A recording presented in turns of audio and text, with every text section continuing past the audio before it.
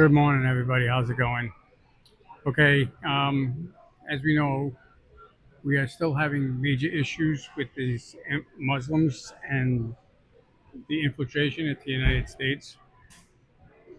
And the problem is growing even deeper and deeper.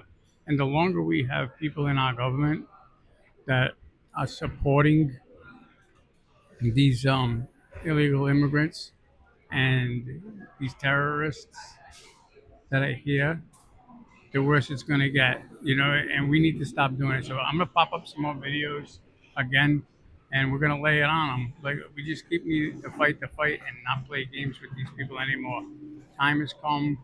America needs to step up and stand for what they deserve to be standing for and protect our country. Look what happened overseas in Europe. This is ridiculous. And it's not going to end until they take over. So watch the videos, and I'll see you in a little bit. 3 steps was immigrate, increase, eliminate. Immigrate as a religious refugee, increase the number of your followers and demand political accommodation, and then eliminate the previous culture. So I was speaking in Detroit area, and afterwards had people come up and visit around the book table, and they were telling me about a lady who had a ministry to pregnant mothers. So she shows up at a Muslim house, has a little present. Well, out of a bedroom comes another pregnant Muslim mom. Out of a bedroom comes another pregnant Muslim mom. Out of a bedroom comes another pregnant Muslim mom, all pregnant by the same man. He's practicing Sharia law in his house. And then someone else says, oh yeah, Fazil bought a bunch of houses on the street, has a wife in each one. Where was this? In Detroit area. The wives go down to the welfare office and say their husband's not around. He goes and visits them, and the more kids they have, the larger the checks get. And he's living like a king at state expense, and all the kids playing in the middle of the street are his children.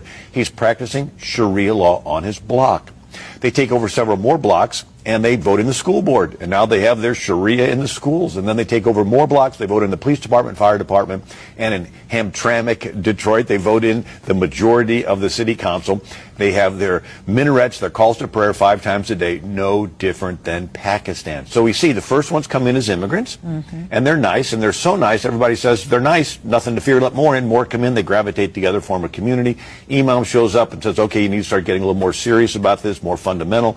Then the burqas start appearing, people say the neighborhood's changing, they move out, more Muslims move in, and then there's always that stickler that says, I refuse to move out. And that's when there's random violence from Muslim youth. And there's no witnesses, because no Muslim family dare testify against another Muslim family on behalf of some kafir infidel that's hanging in the neighborhood. And so eventually they take over the entire neighborhood. And they do this neighborhood by neighborhood, city by city, block by block, until they take over countries. And there's 1,400 years of track record to observe this pattern. So they took over Egypt, which used to be Coptic Christian. They took over Syria, which used to be Christian. They took over all of Turkey, which used to be Christian. Took over all of North Africa, which used to be. They took Spain, held it for 700 years until the Spaniards drove them out. You guys want to criminalize us with metal detectors? We'll see you at your house. We'll murder you. And I hope one day somebody brings the guillotine and kills all of you motherfuckers. That was a threat. And so the officers are going to escort you out and take care of that. A deputy public defender entered not guilty pleas on Patel's behalf to 8 counts of threatening a public official and 10 counts of making terroristic threats. She's due back in court later this month. I do believe those of you who are interested in rewriting this hateful man's history are full of shit. Thank you.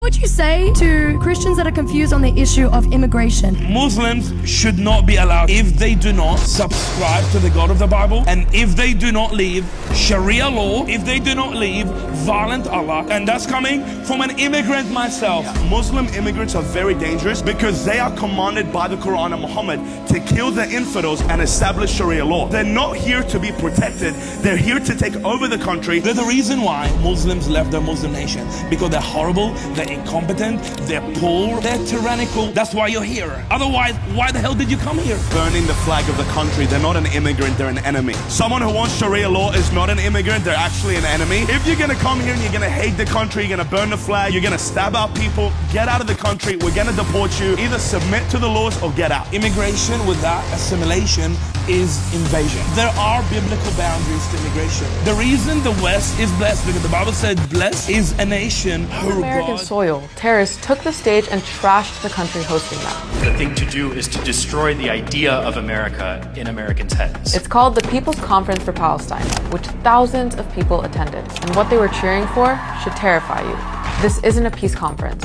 It's a gathering of radical activists, terrorist-linked organizations, and people glorifying violence under the banner of liberation. They invited actual terrorists, like Hussein Shahim, a convicted terrorist who built a cell in Jerusalem and was sentenced to 27 years for attempted murder. He was recently released in a hostage deal and was still invited to come speak. Here's what's actually being said at this conference. We all know who they are, whether they are in Israel, in Washington, in Europe.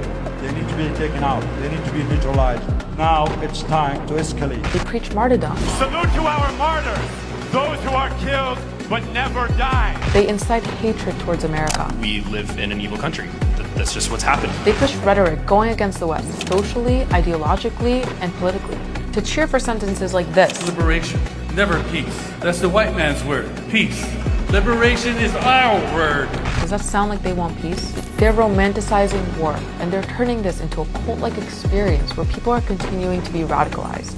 And then, we see applause erupting when somebody says something like this. I can tell you, I'm more Palestinian than I am American. This isn't activism.